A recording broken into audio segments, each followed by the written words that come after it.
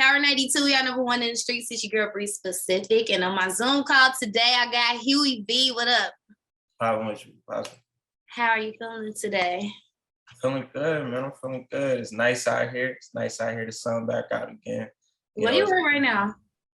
I'm in Miami. Yeah, I'm in Miami right now. I'm jealous. Yeah. Nah, I definitely been trying to avoid that side for a little bit, but I was just in Ohio not too long ago. Gee, that's crazy. I think I had like 3 interviews in the past like week, and everybody is like in nice weather, and I'm sitting over here in Chicago looking dumb. Yeah, man. But I ain't gonna lie to you. I do miss it. I miss it. You know, but it ain't the time. No, yeah, I ain't trying to touch that snow. You can escape the weather, get up out of here. So you from Milwaukee? Yeah. Right? Yeah, what part? North side. North side, okay. So how was that like coming up? I don't know. It was my everyday. So nothing really seemed too out of the ordinary for me. You know, because I spent most of my time in Milwaukee. I say I probably went to Chicago for a little bit. I wouldn't say I lived there, but I spent probably like 6 months to a year out there for a little bit. Really? And then, yeah. Just why was you in Chicago that long? On some humbug shit, I'm finna kick it. Yeah. But for the most part, I spent most of my time in Milwaukee. So, you know, nothing was really like too out of the ordinary for me. Like everything was necessarily like my everyday. You know, when I was like 14, I tell the story. When I was like 14, my first time heading to school, boom. In a new neighborhood. We just moved on this block too. It's my first time, like, you know, going to this bus stop and shit. And first day of school, boom, nigga get robbed for his bike and shit from a dude with a pellet gun robbing for his bike. Not realizing that homie on his bike had an actual strap on the split shit right there. That was my first day going to school on my bus stop. So shit like that, you know, after happening so many times, it's every day. Yeah. Unfortunately, it's like it's just how that first time is always kind of like this is okay. So this is the energy now presented type stuff. Like this is the moment that I'm living in.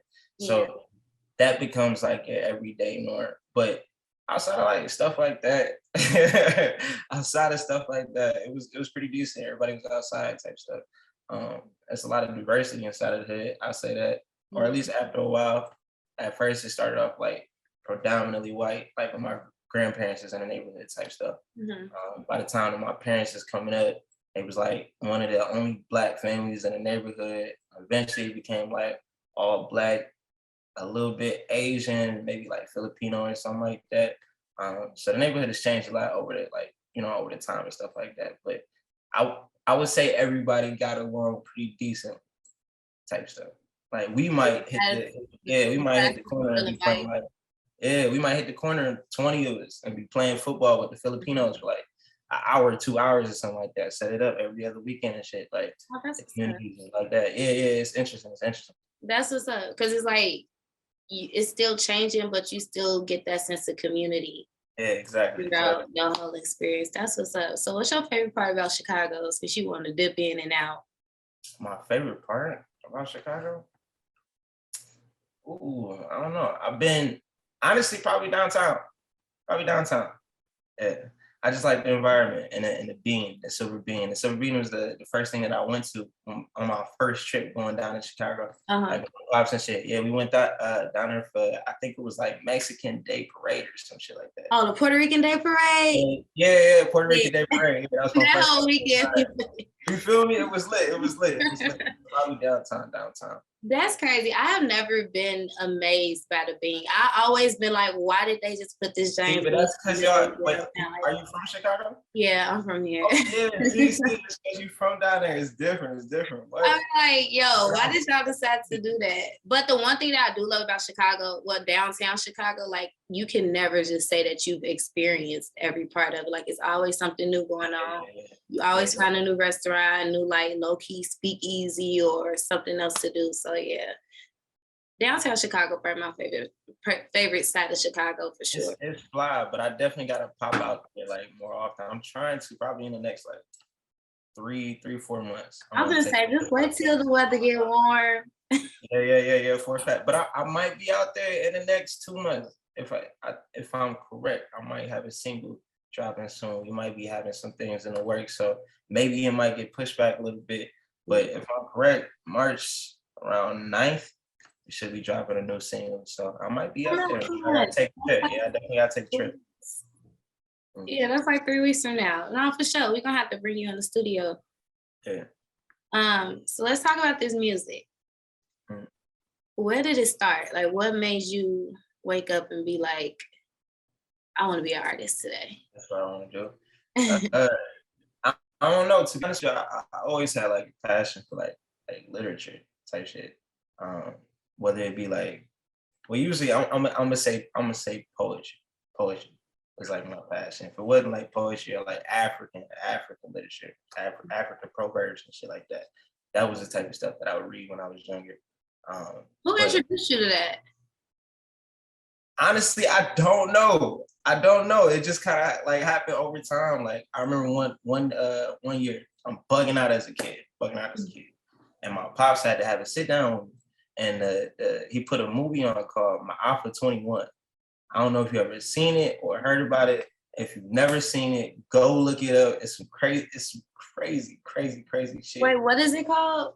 My Alpha 21 is MAAFA space 21. It's like a documentary about like Planned Parenthood and like Black people and redlining and segregation and a whole bunch of shit. And he was telling me like, yo, you bugging out in the streets right now, and this is how they view you off rip. So if you get yourself into a situation, it might not be no coming back from that type shit. Basically what he was telling me. But I'm a kid at the time, so he opened my fucking brain to so much shit at such a young age. So that's kind of like what started my I guess my passion for like African literature and shit like that, proverbs, because it was kind of it was like telling like the story of karma, I guess. Like this is how the universe works. So that's a very peculiar story, because it's like even as a kid, sometimes the adults will like try to instill something in your brain, and you like I'm just like I want to be outside. I'm not thinking about karma. It was still the same thing, but it was like it was so much information that I took from the videos. Like even if I go out and still do the exact same thing, the imprint that that moment had on me kind of like altered, I guess, the rest of my life in a sense. Yeah, okay. So when did you decide to turn your love for like proverbs and words into music? Ooh, when I was like 14. Yeah, when I was like 14. I ended up starting a rap group with a couple of my homies. After I wrote my first song to fucking it was Kanye West Power. I wrote my first like rap to that. I've heard the original song. I think it was like MTV at Night or something. Yeah, it was like MTV at Night. It was the first time it played, the premiere or something like that. And I caught it. And at the time, I didn't have a computer and shit. I'm a jet. At the time, I didn't have a computer, so I remember hearing it on TV and having to try and catch it every day on TV, try to like write the rest of my freestyle out to it type stuff. Eventually, I finished it. I laid it down on a song. I showed a couple of my homies, and it was like, yo, we should start a rap group type stuff.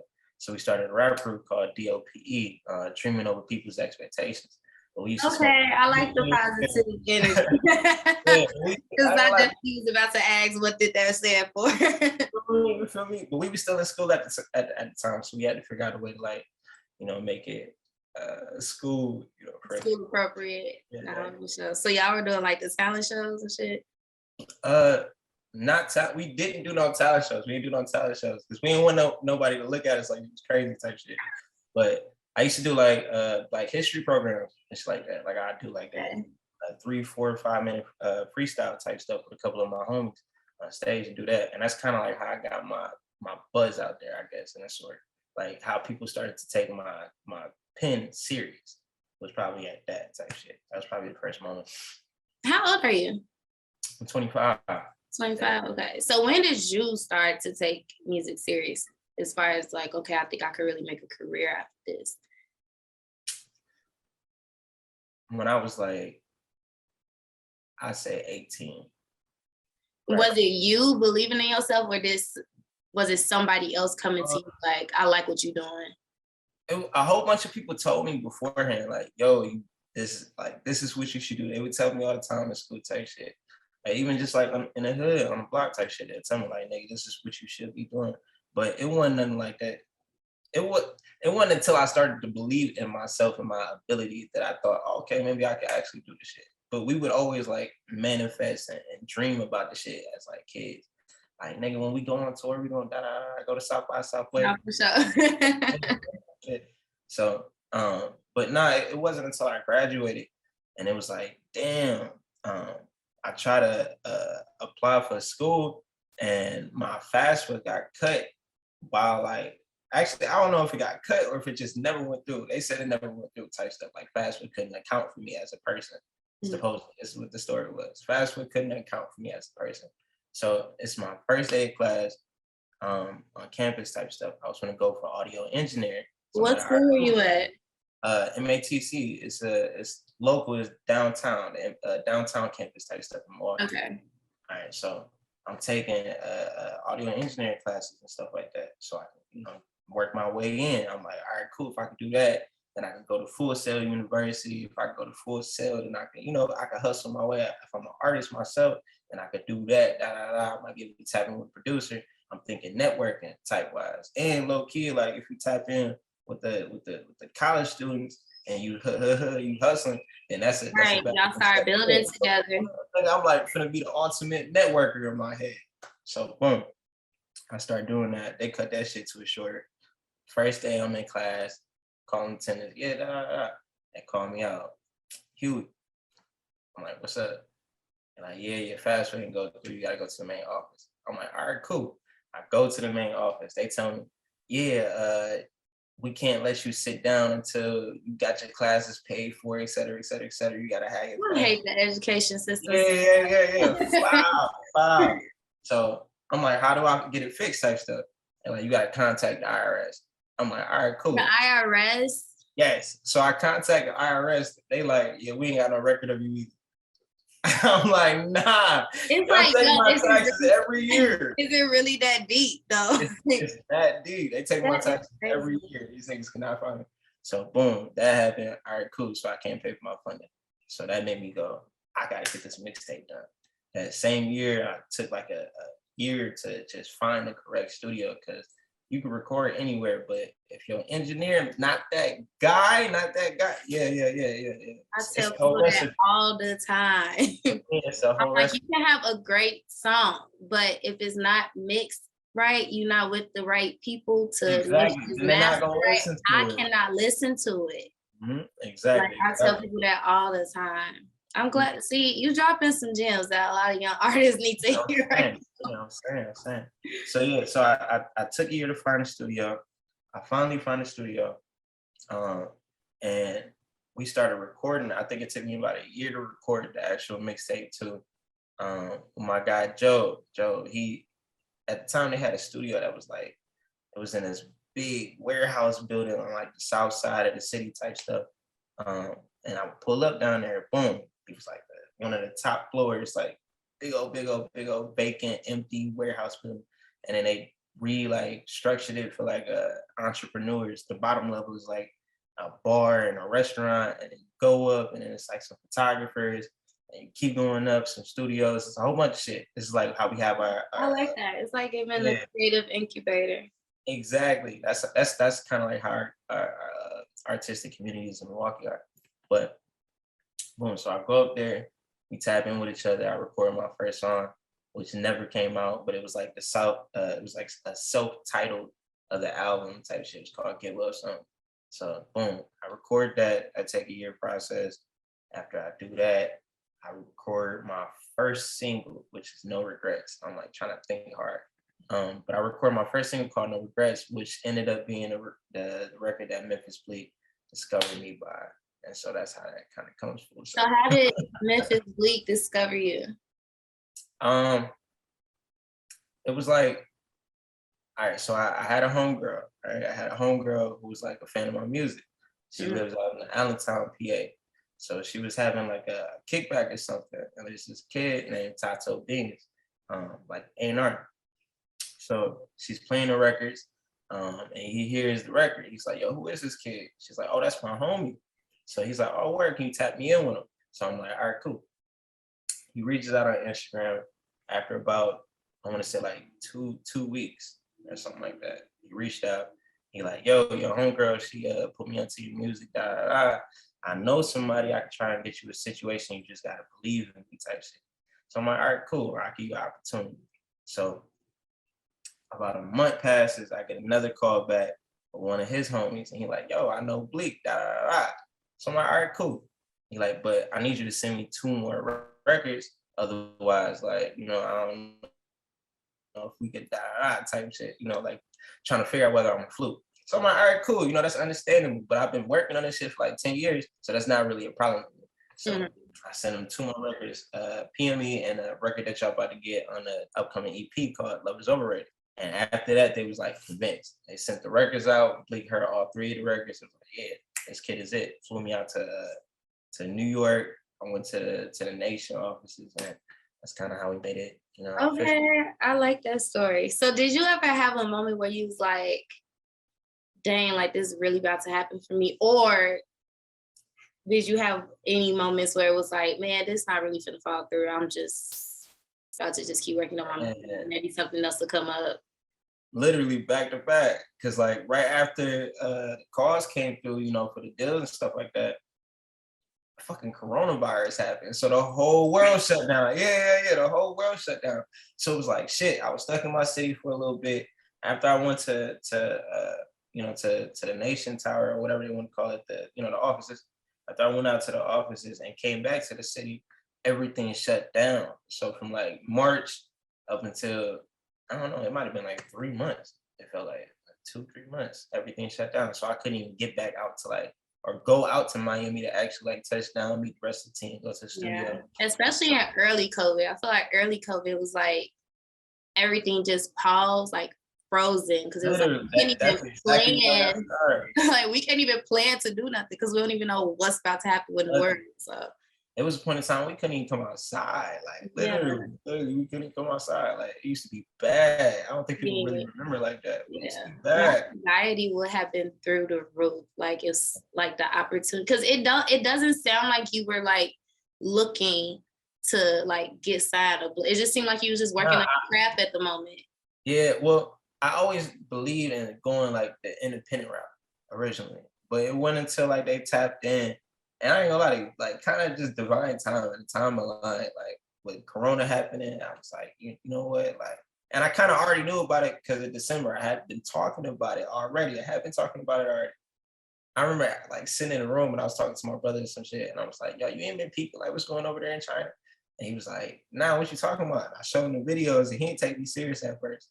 So when it happened in March, I just looked at the niggas like, yo, I try to tell y'all. So I kind of already knew like, all right, low key, it might be a little fucked up in a little bit. It might get a little fucked up for a little bit. And I already told my people, like, I think I'm gonna do like a independent route. I'm trying to figure out some type of way to get some type of situation within like the next 6 months, right before he reached out to me and was like, yo, da da da. So it kind of just, I don't know, the timing was right. The timing was right, and you know, they were saying the right shit. So yeah, for a fact, it definitely worked out though. Definitely worked out. That's what's up. Okay, so you just dropped After the Deal. Your latest single, right? Yeah. Dropped at the end of January. So it's giving like survivor's remorse throughout the song. Like it's kind of like, yeah, you know, I know where I'm at, where I want to go, and I want to take my homies, but you know, everybody kind of has their feeling. It's like, you know, y'all can't go. It's like y'all gonna have to get it together, but are y'all gonna get it together type thing. So tell me a little bit about the process as far as like lyrically writing a song. To be honest with you, I don't know. It's a whole bunch of formulas to it, I guess. But most of the time I'm talking about like either myself, stories that are happening in my life, or shit that I've witnessed. I like to use the world kind of as like my canvas, I guess, if that makes sense. I try to leave absolutely nothing like untapped or everything has like a story to it, I guess, in a sense, or at least in my eyes, everything has a story to it. So I try to pay attention to the details of absolutely everything. I try to put myself in absolutely everybody's shoes to at least get that side or that perspective of it. Because it might come with some type of understanding that I don't necessarily have. And in that, I get to convey that in my music. So you might hear different emotions from me. I might be super, super chill or turned down in this interview, and then you cut on a record and the shit sound like madness in the background. Like, you know, I try to just showcase all types of sides to like the human experience, I guess, if I could say it. Like, but even when I was listening to this song, I kind of had a moment where I felt like, I was like, okay, this dude like still in the early ages of his career, and you already feeling kind of guilty for where you are in a sense. Yeah, I see where you're going. You feel me? Yeah. So it's like, is that something that you dealing with directly like now, or is it just something that you it's something that you went through before? I think they're just growing pains, to be honest with you.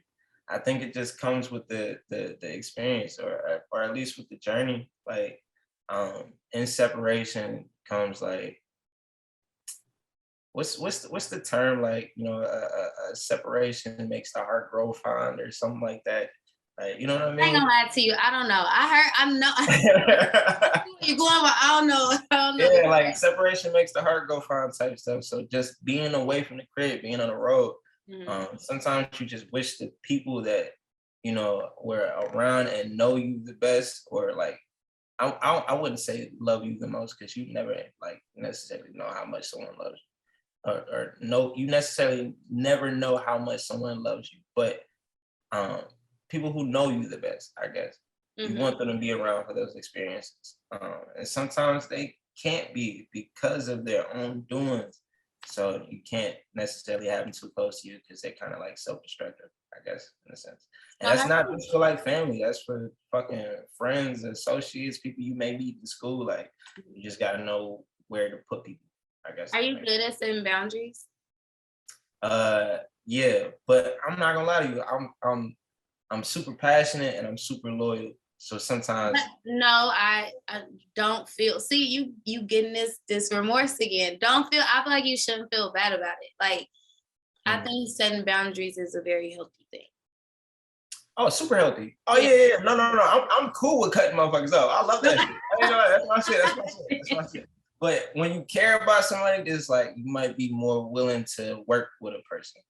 But if it's like, all right, yeah, cool, we just met each other. Nah, I'm cool with it. Because I don't like making friends like that. But it's the people that you have from the beginning that you're more like, I should keep you around a little bit, because you're gonna meet a lot more people in your experience after this. Like, I felt like I lived such a long, interesting life, and I'm only fucking 25, but I just got signed. So it's like, I know what's to come after this. It's going for like 25 years. It's like, it's about to be a lot of changing and evolving. I think it's important for even both parties, like you and the people around you. Like, I think it's important for y'all to understand that like, we about to evolve, we about to change, and just respect that change, and just know that I'm changing for the better, and I'm not like trying to push you away or nothing. But if you start capping, I'm gonna have to. Oh yeah, you already know. I'm gonna have to let you go. Yeah, okay, so you're signed to Warehouse Music Group. That's the name. Warehouse Music Group. Part. Yeah. Okay, tell me how that came about. Like, because I've never heard of Warehouse Music Group.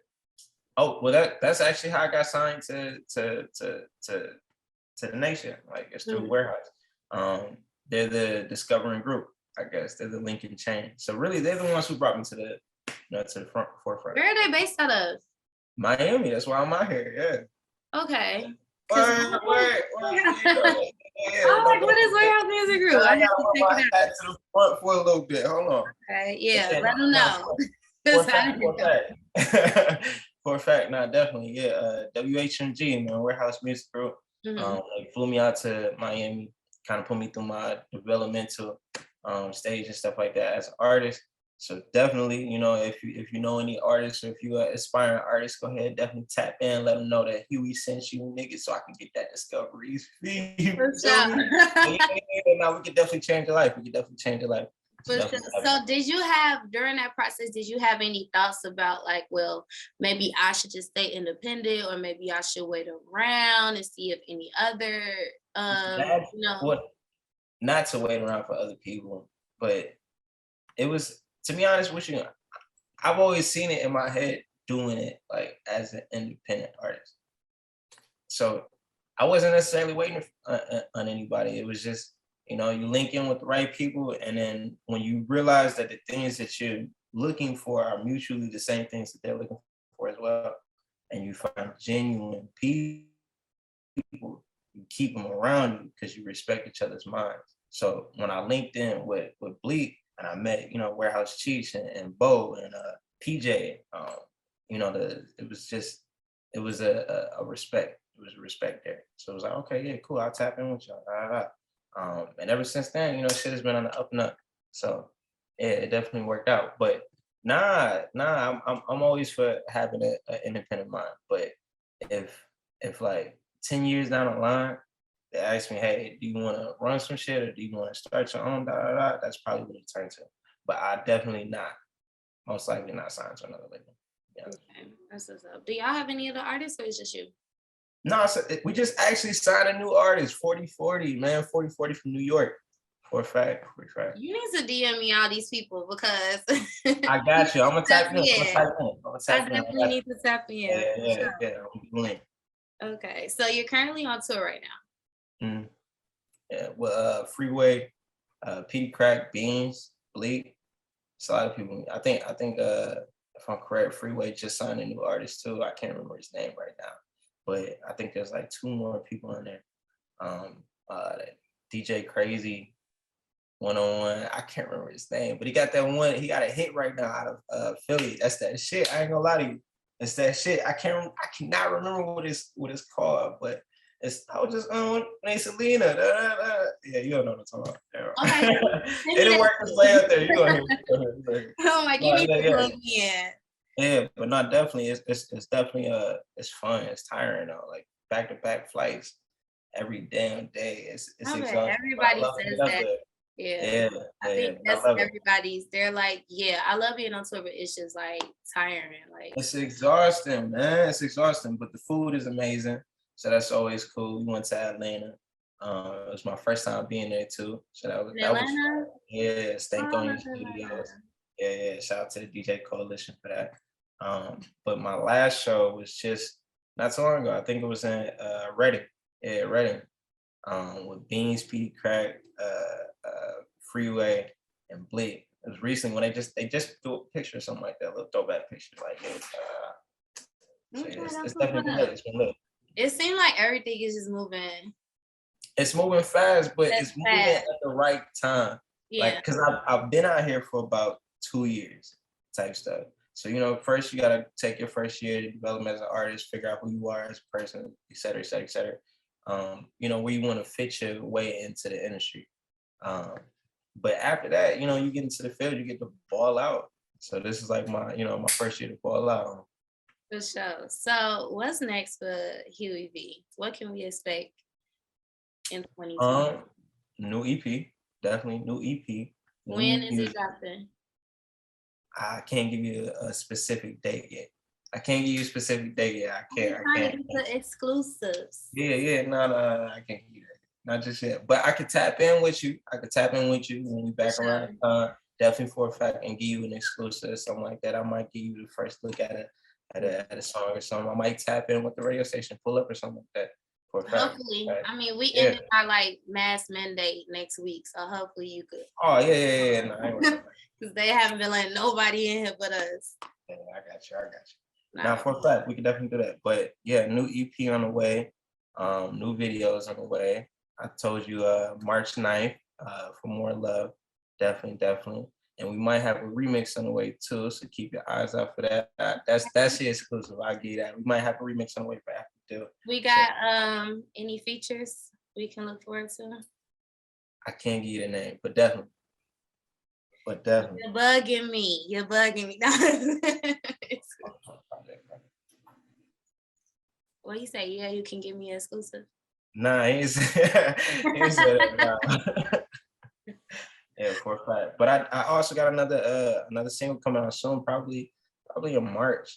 I say probably somewhere around March or something like that with another native out of Miami by the name of Nutso James. So definitely keep on the lookout for that.